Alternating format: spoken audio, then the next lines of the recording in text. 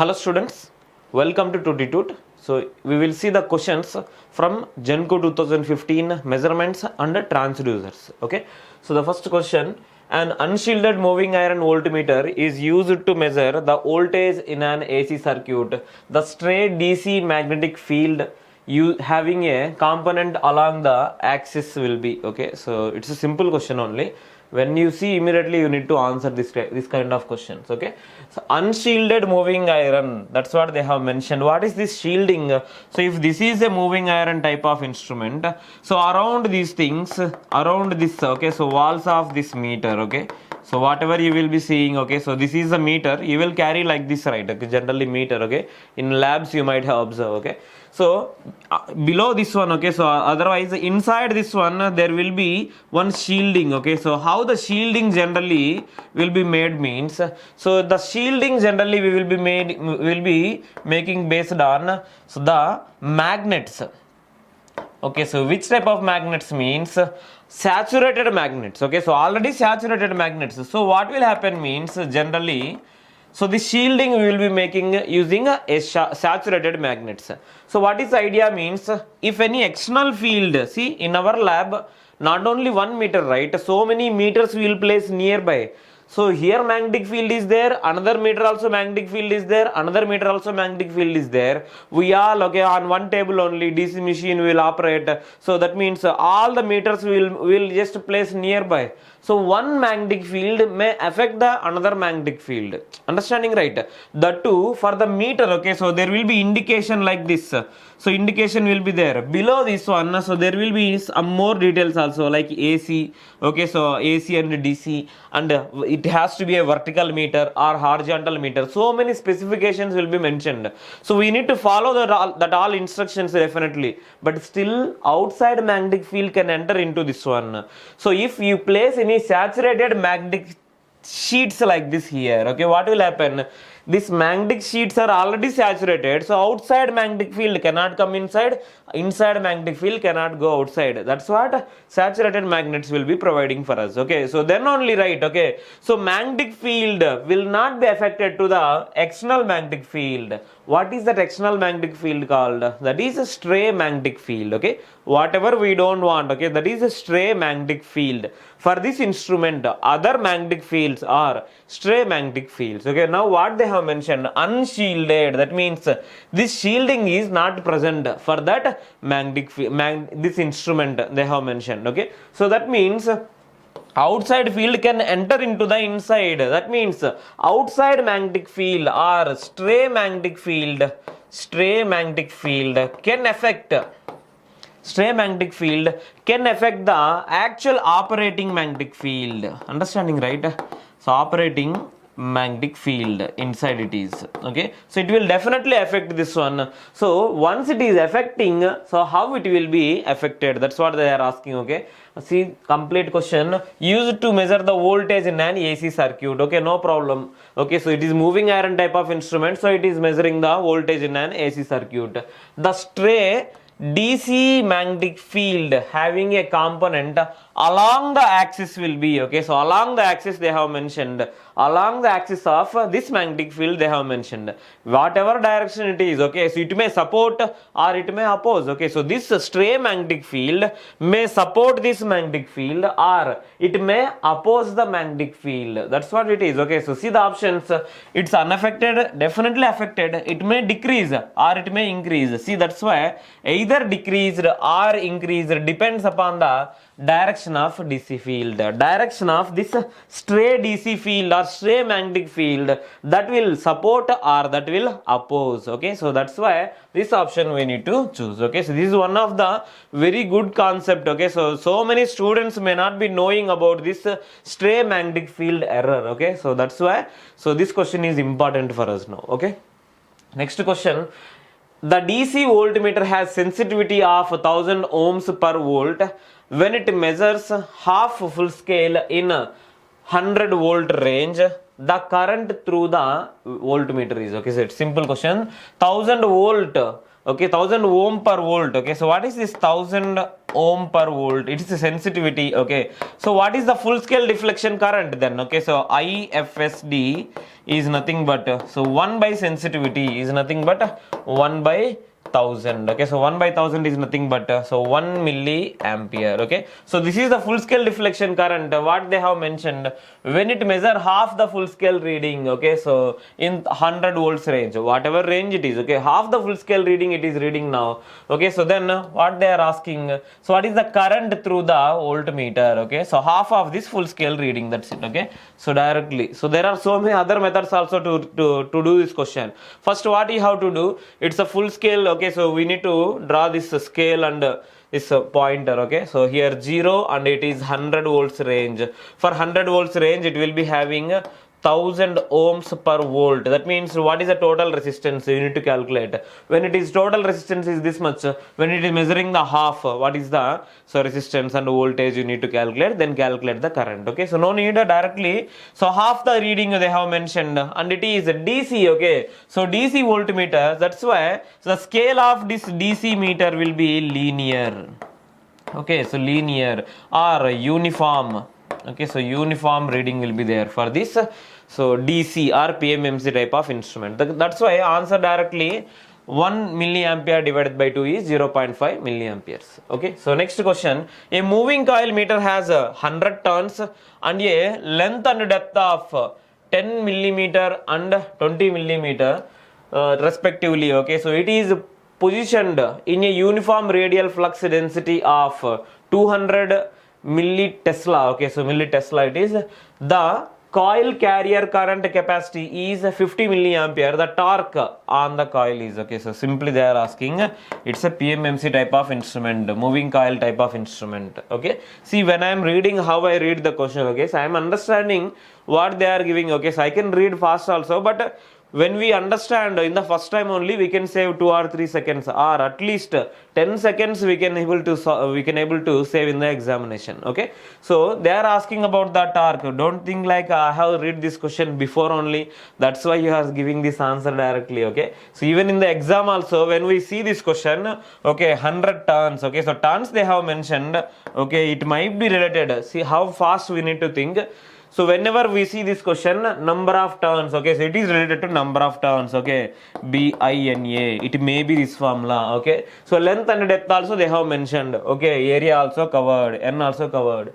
Okay, so it is positioned to the uniform radial flux density also they have mentioned, B also mentioned. The coil carrier current capacity is 50 milliampere, I also mentioned. Then what they are asking, torque only, deflecting torque they are asking, which is nothing but BINA. Okay, that's it. Understanding? If they are asking the theta, okay, so when we read the question, then only we need to get. Okay, so what they are asking, that's it. Okay, so BINA, only these 4 we need to multiply. Okay, so what is B? B is nothing but 200 millitesla. Okay, so millitesla, so I'm giving the milli here, 10 power minus 3. Okay, so and then I, okay, so current we need to give 50 milliamperes. Okay, so 50 milliamperes, again milli. Okay, 10 power minus 3. Okay, so then n number of turns are 100. Okay, so directly 100. So then area we need to calculate. Further they have given 10 and 20. Okay, so that's what, so they have mentioned length and depth. Okay, so that's enough.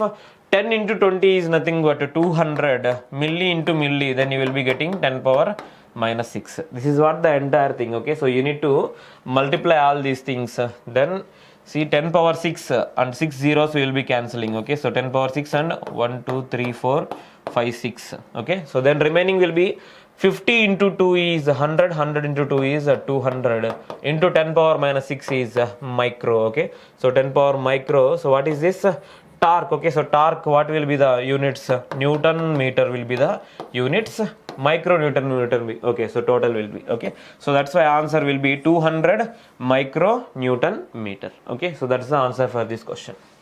Next one, in an experiment with a thermocouple with one junction at 0 degree C, the following data were obtained at 0 degree C. Okay, so one junction is at 0 degree C and they have mentioned some data about so that thermocouple. Okay, so assuming a parabolic relation, the calculated neutral temperature for this thermocouple will be about. Okay, so what is the neutral temperature? That's what they are asking.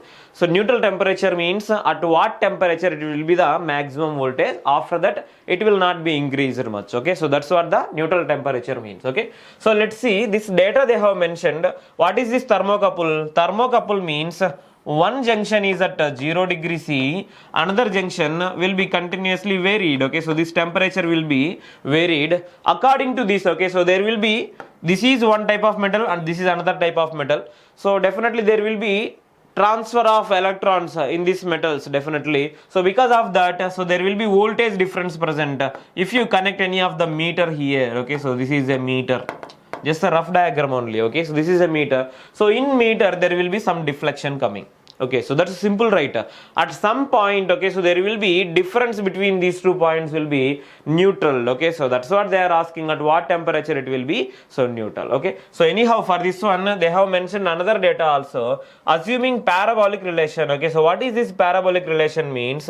So for most of the thermocouples, okay, so there are different kinds of thermocouples we have. So T type we have, E type we have, J type we have, K type we have, S type. Okay, these are all the types. Okay, so for general thermocouple parabolic equation will be the EMF we can give as, okay, so you can give as so A theta plus B theta square. Okay, so for most of the thermocouples another relation is also there, A divided by B is equals to 700. Okay, so no need to use this one here directly. So but generally A divided by B, so we can give as 700 it is. Okay, so what for the temperature? Okay, so neutral temperature they are asking, so we need to do dE divided by d theta. If you do that one, so with the theta we need to differentiate, then you will get A plus, okay, so 2b theta. Okay, so this has to be equals to 0 for maximum value of voltage. Okay, so we need to get a maximum voltage, after that it will not be increased. Okay, so that's what it means.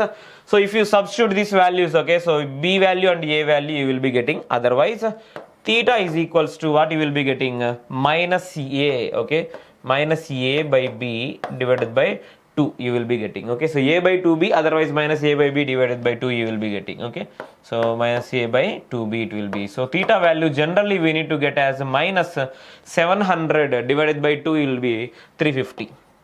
Okay, so 350 will be the answer. This is minus 350 degrees C. That is the answer actually. So but here negative temperatures generally not possible, because one of the junction is at cold. Okay, so they have mentioned one of the junction is at 0 degrees C and it is always 0 degrees C only. Okay, so other junction only we are changing. So negative temperature means below that value, below the 0 value, it is not possible to get. Okay, so that's what it means.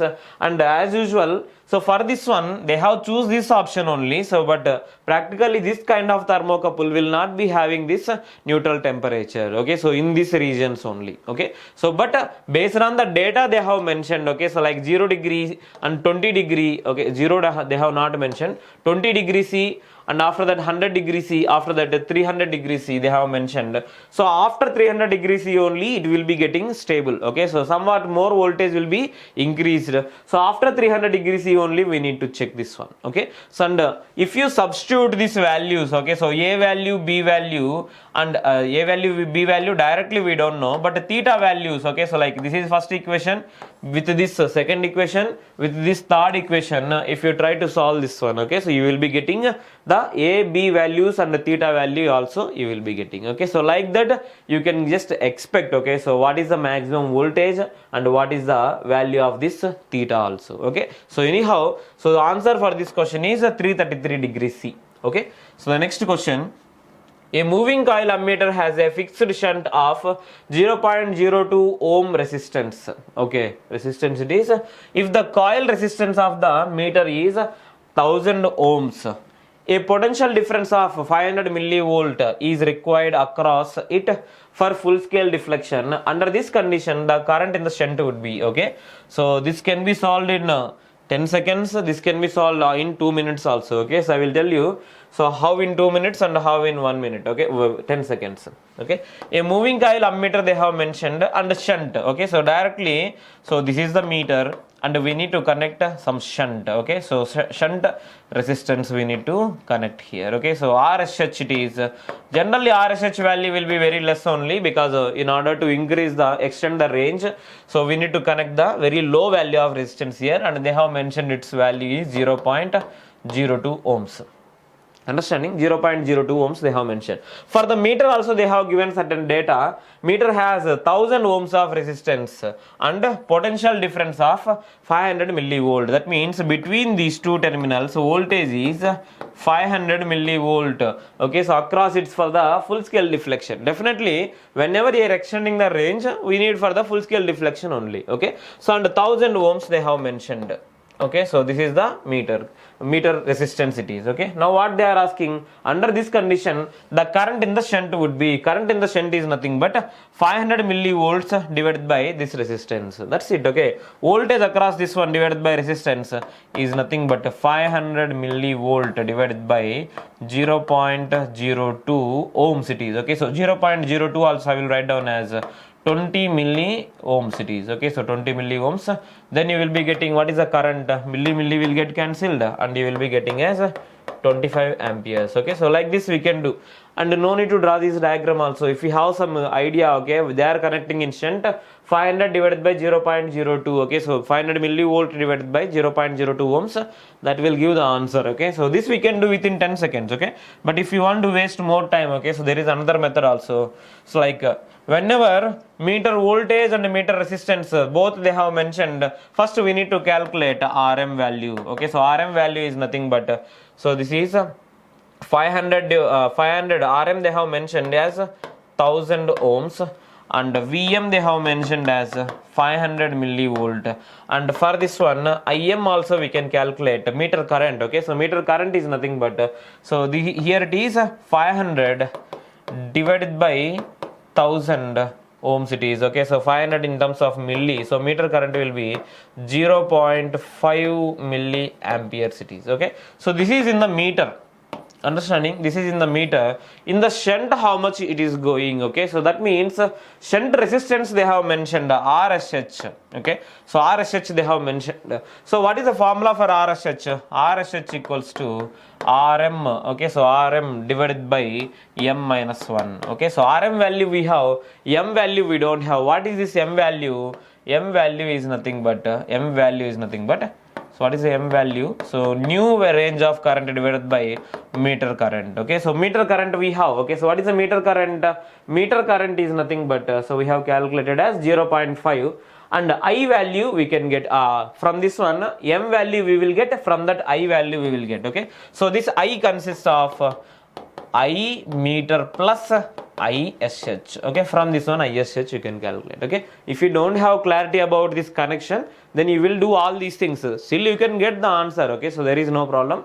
So directly we can get the answer like voltage divided by this resistance. Okay, if you have remember the circuit of this PMMC, then we can get the answer easily. Okay, the next question, measurement of a non-electric quantity involves the following four subsystems. Four subsystems are amplifier block, display block, instrumentation block, transducer block. Okay, they are asking about order of these four. Okay, the correct sequence in which these blocks occur. Okay, so see what they have mentioned, the basic of transducers, what we will be learning actually.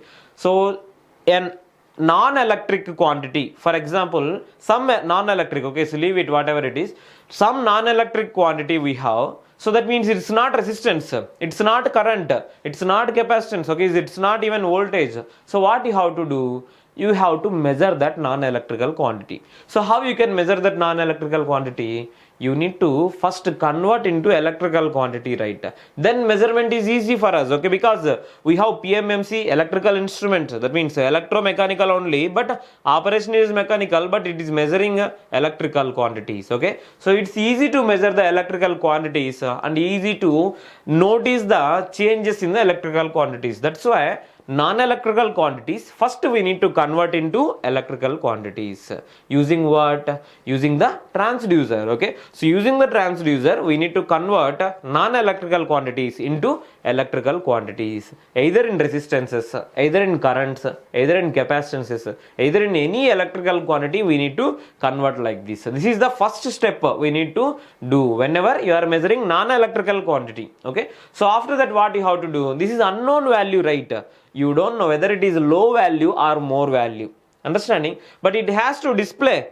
It has to display finally. So that means this is low value or more value, you don't know. That's why you should have some amplifier. Okay, so amplifier you should have. So you can increase or decrease the magnitude of this unknown quantity. Once we have this amplification, then instrument we have to use to measure this electrical quantity. Understanding? So to measure the electrical quantity, we should have some instrument.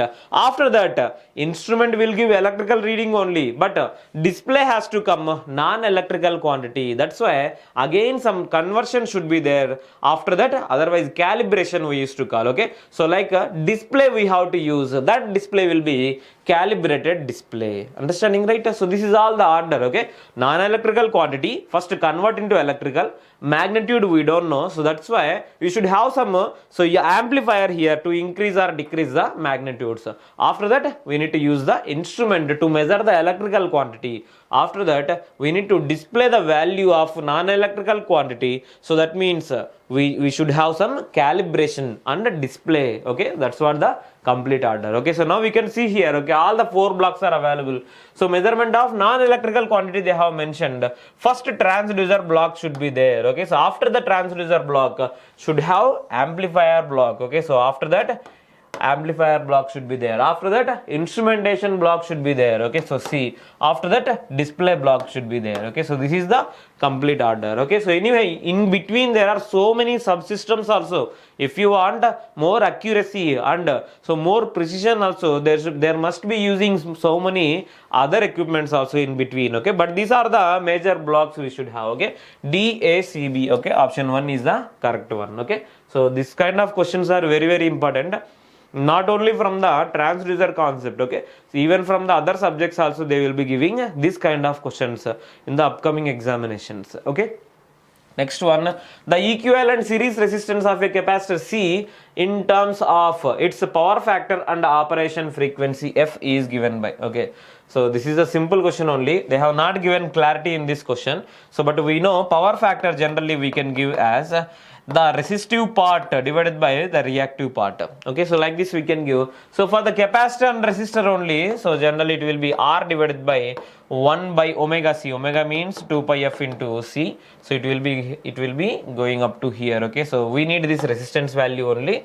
So resistance value is nothing but what you will be getting, power factor. If it comes to other side, it will be 2 pi F into C. This is what only they have asked. Okay, so simply it will be power factor divided by 2 pi FC. We can use like this. Okay, so next one is another one, like a piezoelectric transducer is used to measure. Okay, so what it will be measuring? Piezoelectric transducer. So whenever you study about this transducer, so certain quantities it can be used to measure the certain quantities. In that, one of the thing is displacement also. Okay, so anyhow in classes we will be discussing about this other transducers and uses, advantages also we need to understand, and some disadvantages also we need to understand. Okay, so this kind of questions generally comes in the upcoming examination also. Okay, so anyhow you see some of the measurement questions here, they have concentrated only on the basics mains. Okay, so basics. See, we have 2 wattmeter method, we have energy meter, we have bridges, we have CRO, okay, so and data acquisition system, so many we have. Okay, but still they are asking about these DC instruments only, like PMMC instrument, moving iron instrument, dynamometer type of instrument. If possible wattmeters they will ask, if possible energy meter they will ask. Error analysis is also there. Okay, so this is the question paper from 2015 only, but still they can ask these all concepts. Okay, but they have not mentioned like resistance measurement. Okay, so like low resistance measurement, medium resistance measurement, high resistance measurement, these all things they can ask, but still they have asked very less questions in the 2015. So we can expect these all models whatever I have told now. So now also we can expect this kind of questions from the measurements. Okay, so even in the transducer concepts also, okay, so we have thermocouples.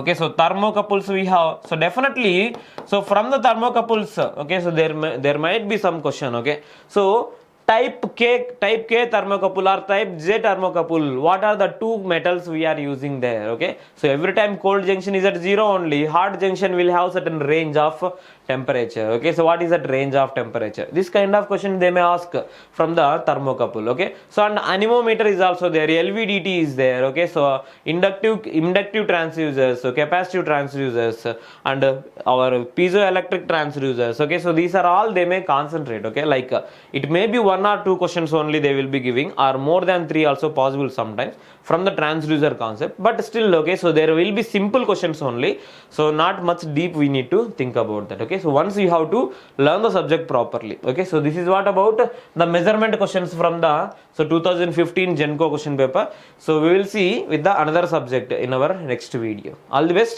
Thank you so much.